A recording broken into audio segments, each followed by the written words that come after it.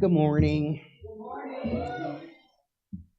Good morning to all of you here in our new sanctuary at the Metro East Unitarian Universalist Congregation. Hello to everybody watching remotely.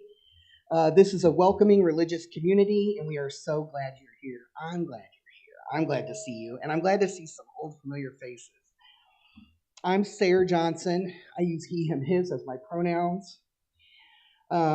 It's good to see both new and long-term members, returning folks, and I hope that you'll be able to take some time afterwards for a little impromptu potluck in the backyard. We welcome everyone to this home of comfort and spirit, justice and hope. We are Unitarian Universalists. We're going to begin by a camp song.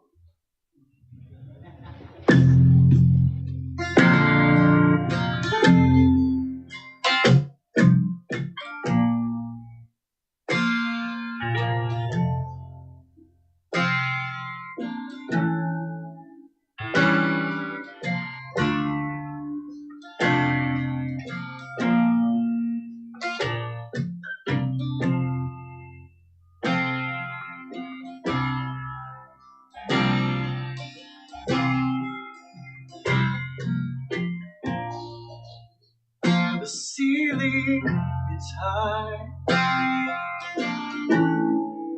to let your soul rise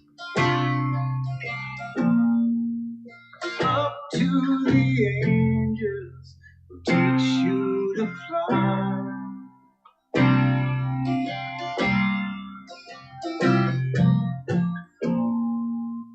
And when you're weary, cloud,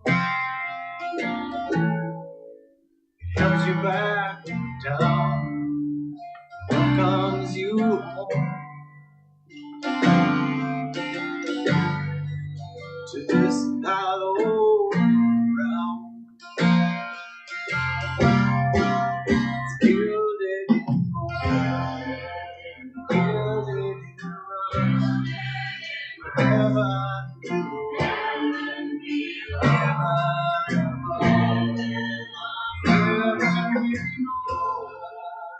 here in this world, here in our world, Church of the Earth, Church of the Earth.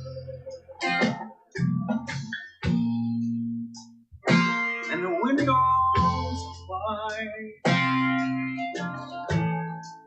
so darkness and light, history and beauty meet you inside.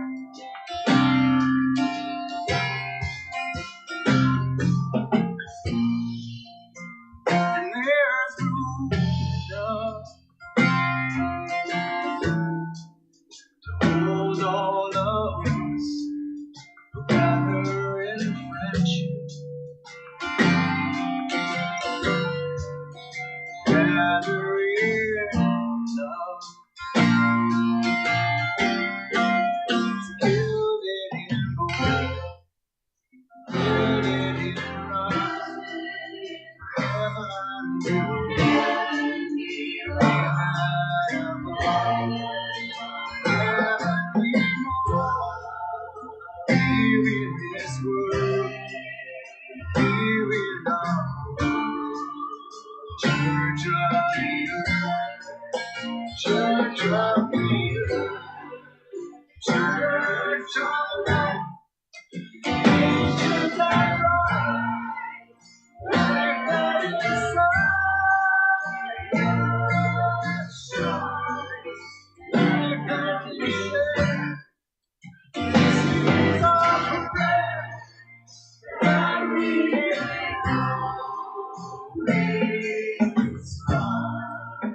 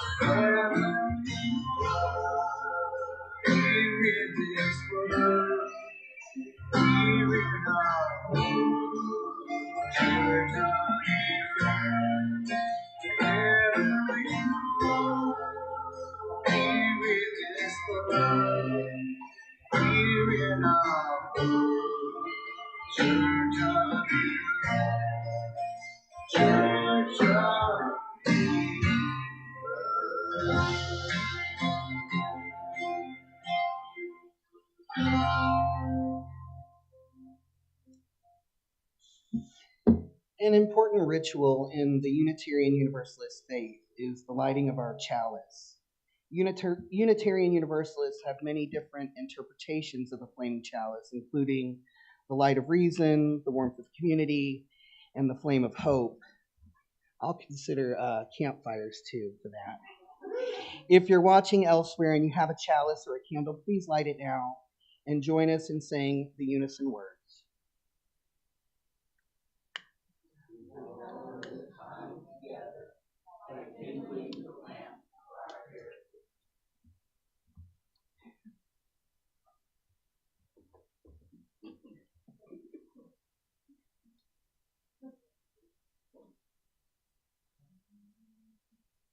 Take a minute to get to know each other. Go ahead and say hello to someone here. Sorry.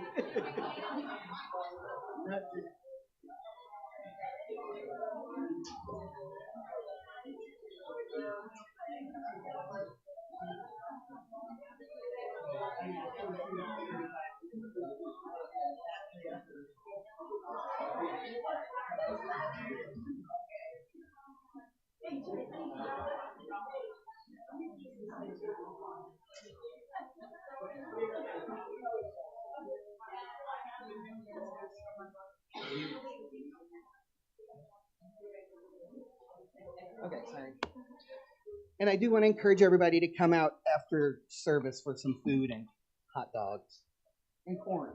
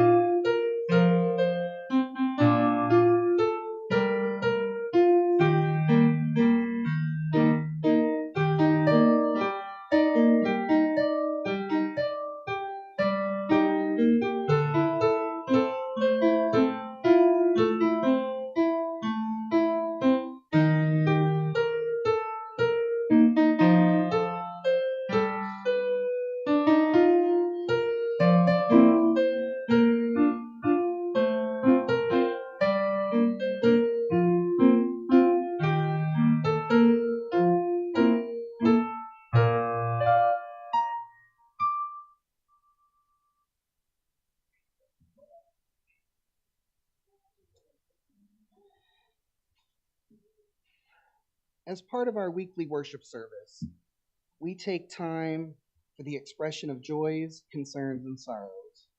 This is the one thing that will not change. Home for us means a place where we can each share the things that weigh down our souls and fill us with joy, and where those we love surround us in good times and in turmoil. If you would like to recognize a joy or a sorrow or a milestone, you can come forward and place a stone or several stones in the water bowl to represent your joy and sorrow. There are stones here in the front. Starting from the back, I invite you now to come forward and choose a stone and place it in the water, a symbol that you carry in your heart. Let us be in a spirit of prayer and meditation.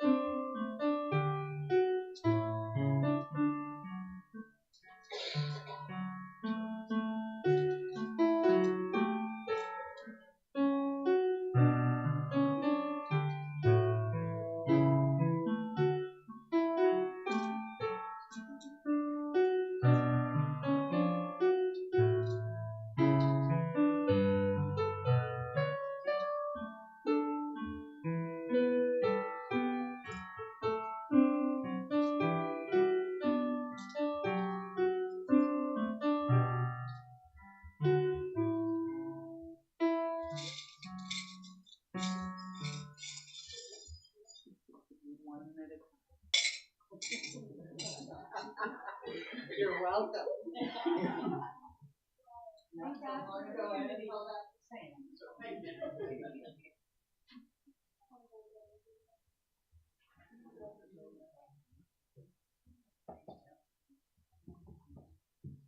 Hello.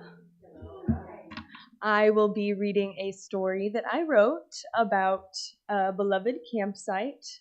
Some of you have been there. It's called Bergfried, the cousin to Pierre Marquette, if you will.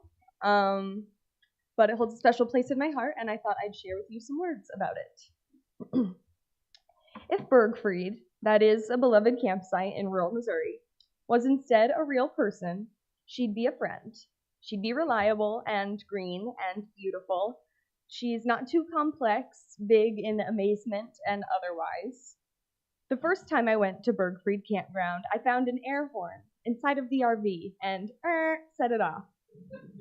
The sudden sound reverberated across the entire campground, proving to me the size of our temporary home, which just wasn't that big. The majority is a single hill with an off-beaten path into expansive woods and the snake grass. There's a small nook beside it all, a dirt slope sliding into it under a tire swing. The tire swing, which in my childhood was a hot commodity for all of us, and has now become a whim that is often short-lived, by myself at least. I've seen movies out there, from But I'm a Cheerleader on the big projector screen to Happy Gilmore on the busted fuzzy box TV in the cabin. That is the cabin. It sits at the bottom of the hill. It is the sole home structure of the land. If Bergfried were a commune, the cabin would be headquarters, which is already what it feels like. And if Bergfried were the safe house for the zombie apocalypse, the cabin would be where the council would discuss necessities, etc.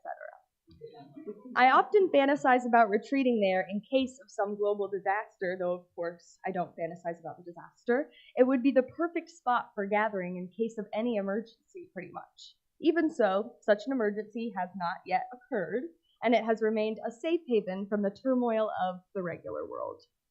One time, my brother, our friend, and myself hiked through the trail that extends out the back of the camp. We hiked for a couple hours into the Missouri woods towards the Gasconade River. Night fell and we set up camp, eating a meal of beans and spam.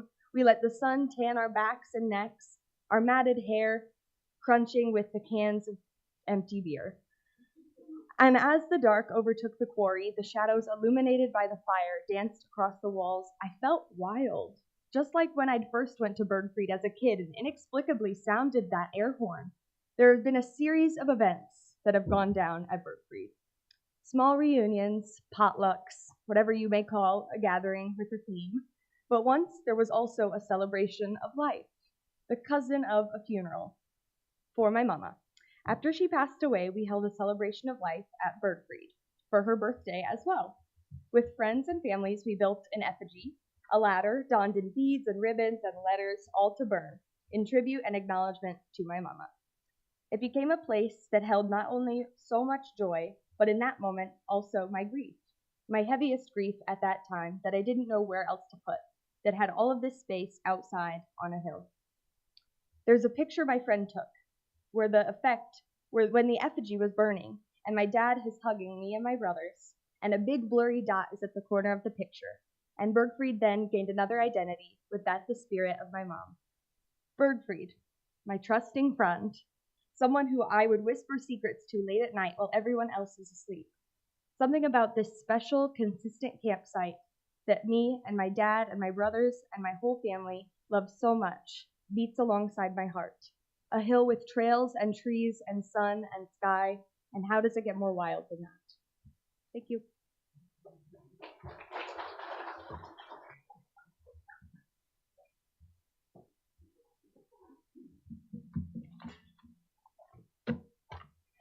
When I was a preteen, I had asked my daddy to take me camping.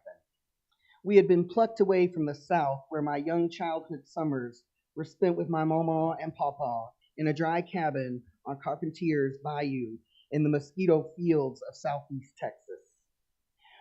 When I asked my daddy, it was our first summer surrounded by the woods of Michigan, rather than the swampy goodness of Louisiana or the sweet, smelly oil refineries of Texas. I needed the release of a feral summer. The summers passed in the great outdoors with thunder buckets and rowboats, adventures. I had been reading the Boxcar Children's series, and I became preoccupied with the idea of hiking into the woods and having an outside adventure. The flora and the fauna of the North was so different compared to my South origins, and the wanderlust was deep. He told me, baby, I had camped so much in a lifetime in Vietnam, I'm not camping anymore. And he directed my mother to find me some camping adventures. My first venture was Catholic Youth Camp, and then the Girl Scouts took me in. And eventually camping in the Poconos at Camp Colang. If you know, you know. Camp was multi-layered and a magical place. From my core as a barefoot grocery store kid, always an adventure lover of the outside, camp was a perfect fit. I love the trees, and I love the lakes, and I like the bugs, and the sweat, and the bunk beds, and the cubby holes. The songs, and the songs that I can still sing on demand.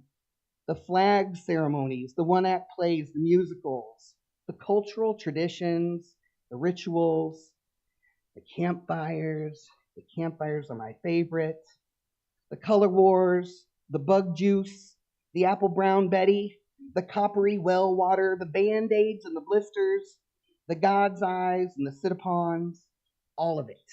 Every single bit makes me happy. During the school year, I was a lonesome kid, a weirdo, right? I had a flair for theatrics. No, surprise, no confidence or crew, however, to back it up. But those attributes of summer camp, that weirdo-ness, that flair for the theatric, it worked. And my queerness seemed for the most part to be a non-issue. Romantic relationships weren't really centered, and I knew Girl Scout camp in particular had a long list of queer and lesbian staff. It was pretty dreamy. I also had so little to lose by the summertime, y'all. I had survived another year of the education system that was not built for queer people like myself. I went to so many different camps because we moved across the country and ping-ponged back and forth. It was not bad like school, though, camp. Camp was more predictable and delightful. I could reinvent myself and my attitude with every new camping experience. It was magic. Summer camp and camping, I feel, have been the sacrament that has kept me going all these years.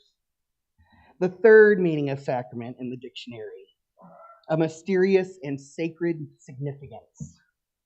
Because at the time, the camps that I went to didn't have mean boys and mean girls. That behavior was not encouraged, it was discouraged, and the places I went, especially the Girl Scouts in Camp Colang, did not tolerate it. It was a dreamy respite, and I waited for it all year round.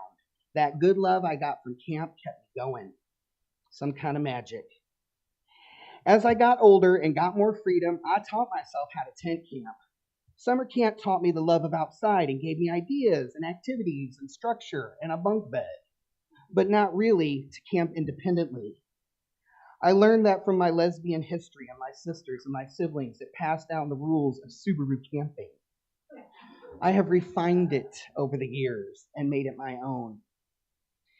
I think that Bergfried came into my life around 2010. There was a small but mighty group of engaged Unitarians in Alton. One of us was an alumni of Elliott, and they spoke of this magical place, and we began to dream about it. Somehow they facilitated an olive branch, and Bergfried Forever came into our lives, and I believe that I can say, in a sweeping gesture, that all of the humans who have engaged that space and come together on that land are forever changed and connected for the better in some natural way. It can feel like a homecoming. It's a natural cathedral, an homage to the rolling hill type of topography that is solidly Midwest. It is surrounded by big old beautiful trees native to that region. Trails and hills and fields and cliffs. The woods are so thick that a canopy of leaves are always the carpet that you walk on and crunch real good in the right weather. You can always hear the slight lull and hum of the traffic and the off-roads, the clank of the train rolling through the countryside with a throaty whistle. It's like a big old fat bird whistling in the distance. The sound is part backdrop for so many. It might not be as campy feeling for some, but for me it was like a symphony, kind of like the cicadas, in its own charming way. And it still makes me feel some kind of way to hear those trains. Hundreds of rolling acres snuggling up to the Gasconade River. One part of the property is a humble but perfect cabin that smells like mothballs, a little bit of mildew, and a sort of copper hue. It's glorious and familiar and sweet to me and my muscle memory as my youthful camping is magnolia trees and campfires. It's a camp smell. You enter in through this swinging gate, and when it closes shut, it feels like a portal to another space and to another time. I participated with Bergfried in a variety of roles, always in partnership with our siblings at Elliott Chapel, who gently and intentionally shepherd the land. I feel privileged to be a part of that community and always grateful to have been welcome there. We've had many UU experiences. In the heyday of us as the active Alton UUs taking up space, we would plan crafts and activities and meals. We did services out there. We had little infants to older folks in their 80s. We always centered queer culture and kindness, and it has always been a take care of your own business, very rustic sort of vibe. And that's not for everyone. Sometimes folks just shift to being daytimers. The lack of potable water might be a thing. The ticks, a little bit for some folks, but the UU spirit prevails.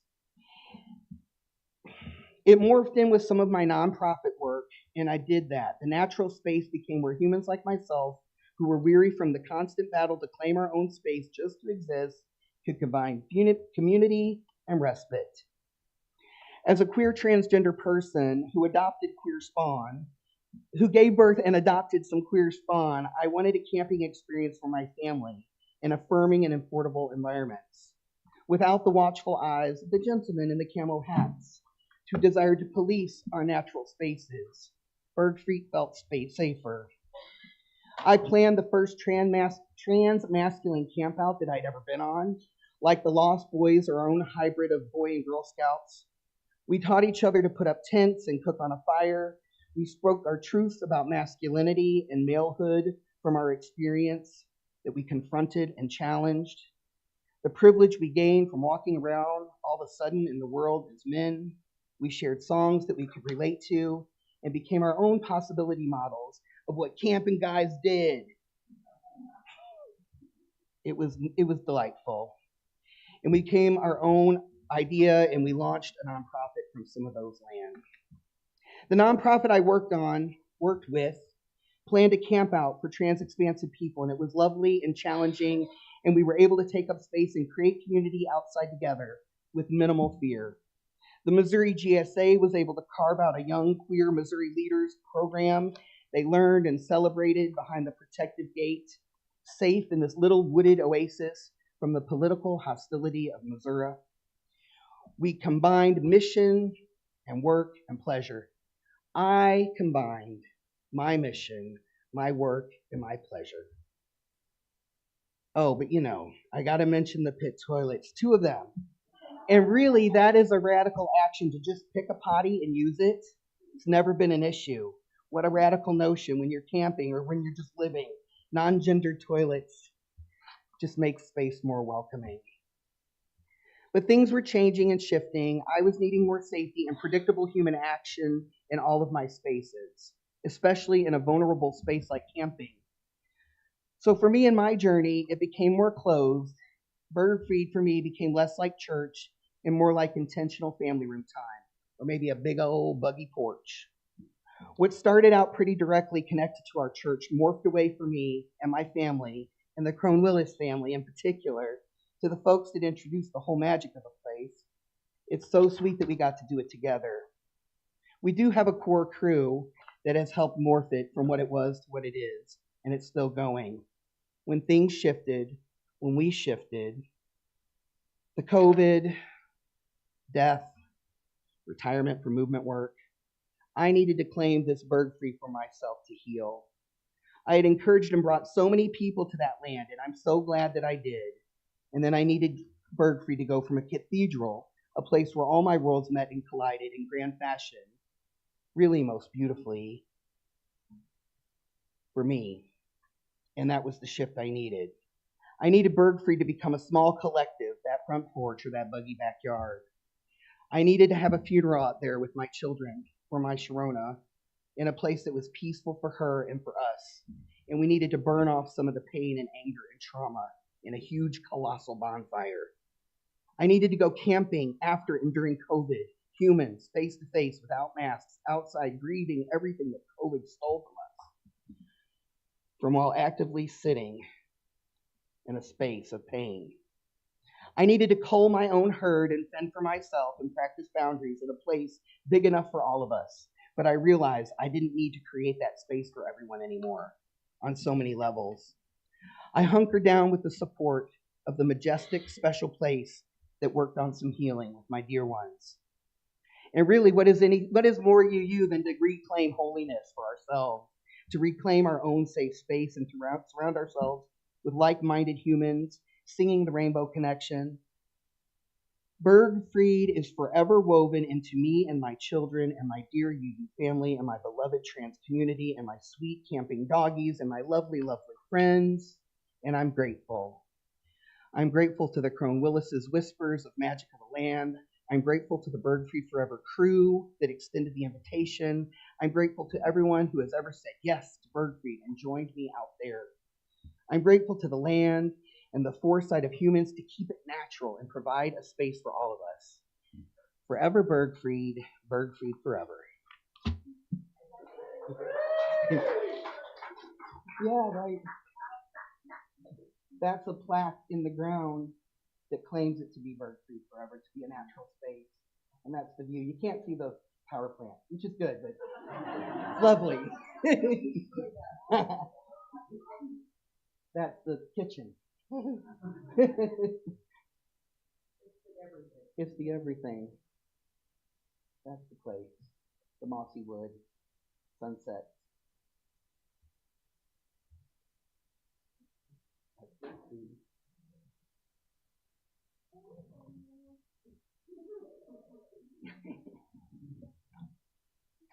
And that attendance right now.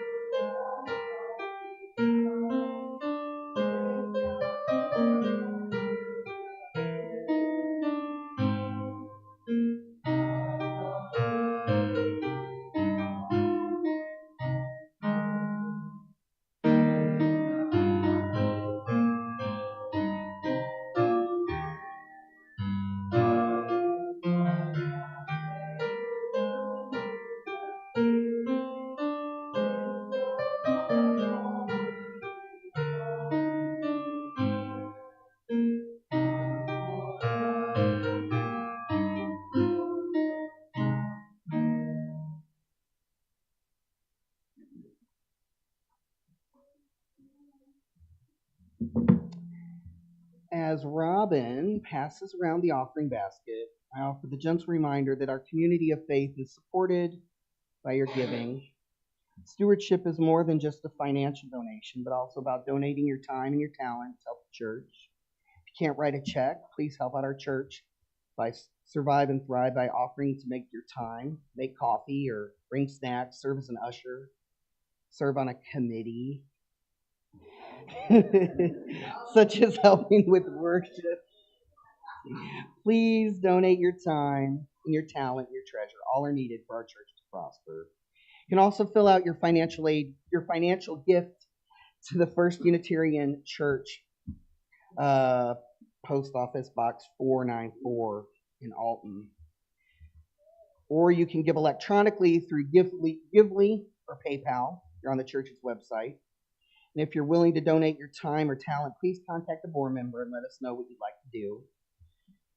Give what you will if you are able, for you are a generous people.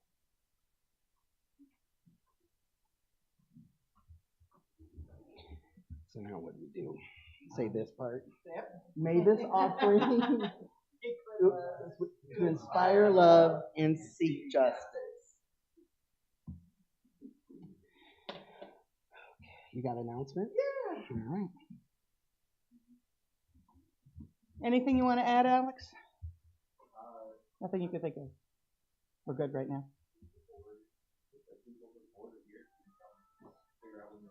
Right, yeah. So board members, if we could sort of collaborate afterwards. Alex wants to pick a time that it's going to work for everybody to meet, so we can do that really quickly right after the service.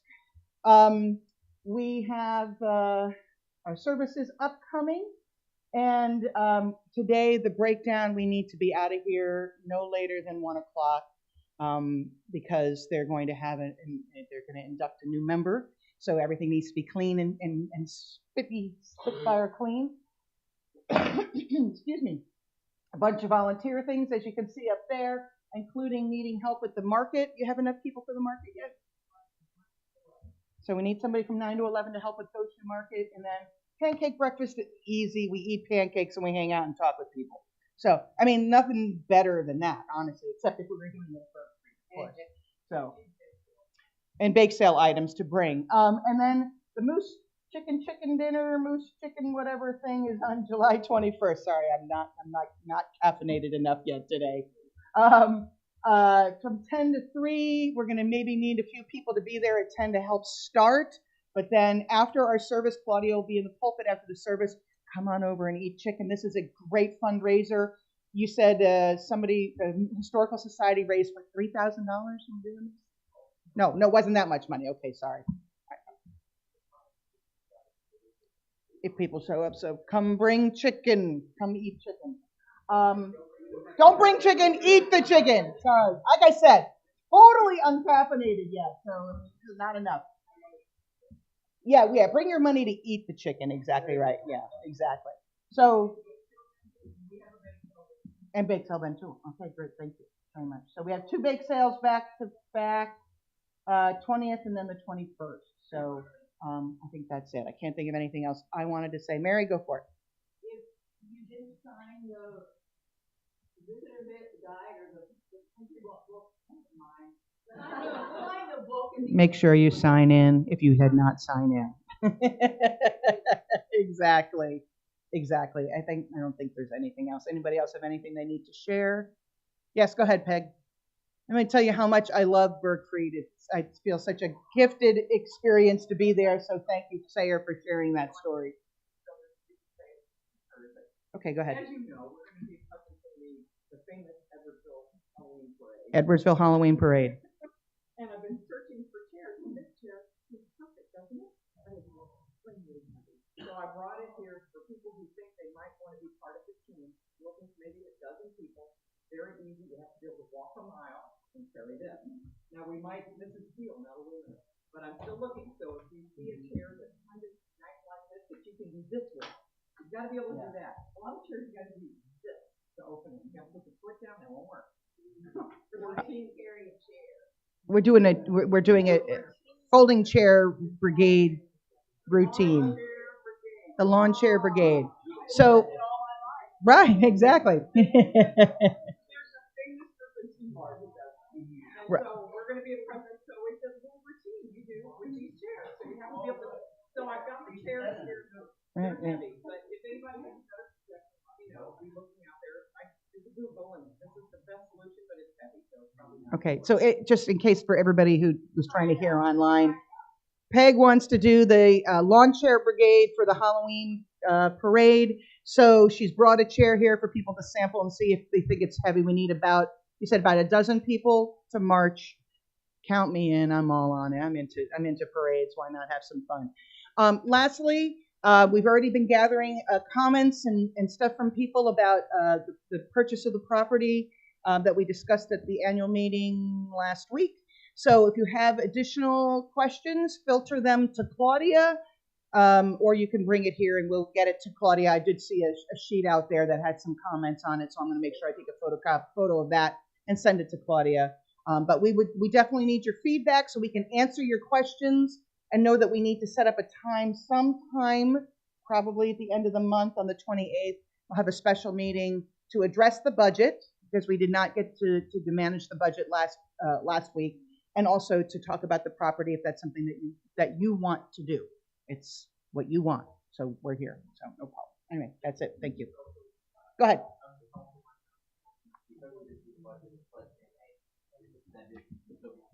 Yes, you can still pledge. We could really use it. So thank you. If you need a pledge sheet, I'm sure we've got some out there. Mary, do we have some pledge sheets still out in the fellowship space? Okay, if you want a pledge sheet and you didn't get one and there's none out there, let me know and we'll get one emailed to you really quickly. So, all right, thank you.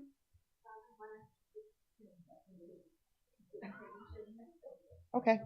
You okay with that? Yeah. All right, good. Since I'm here, hey, so join me in the closing prayer for extinguishing the chalice. The light of truth and meaning cannot be put out. We are keepers of this flame until we meet again.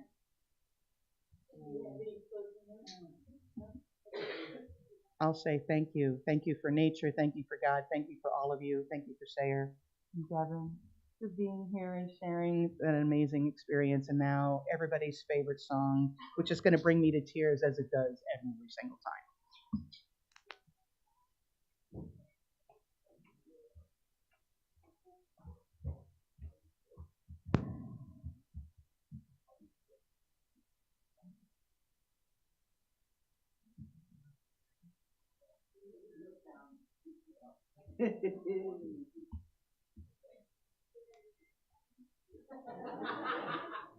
Everything is holy now. Everything is holy now.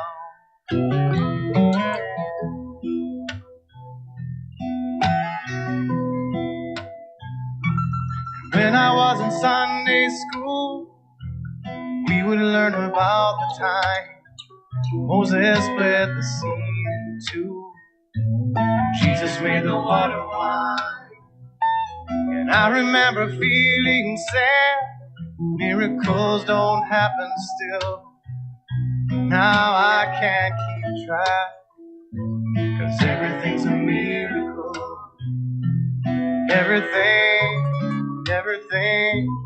Everything's a miracle.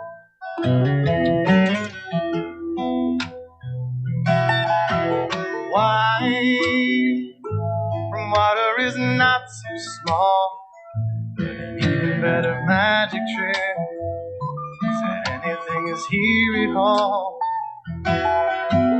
So challenging thing becomes not to look for miracles, but finding where there isn't one. When holy water was rare at best, it barely wet my fingertips. But now I have to hold my breath like I'm swimming in a sea of air. It used to be a world half there, heaven's second-rate hand-me-down. But I walk it with a reverent air, 'cause everything is holy now.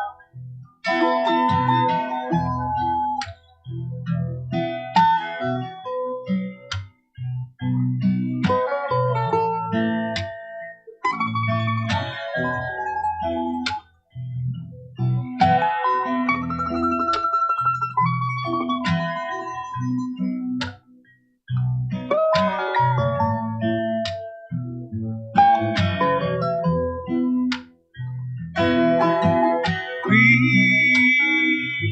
a questioning child's face, say it's not a testament. That'd be very hard to say. See another new morning come, say it's not a sacrament. I tell you that it can't be done.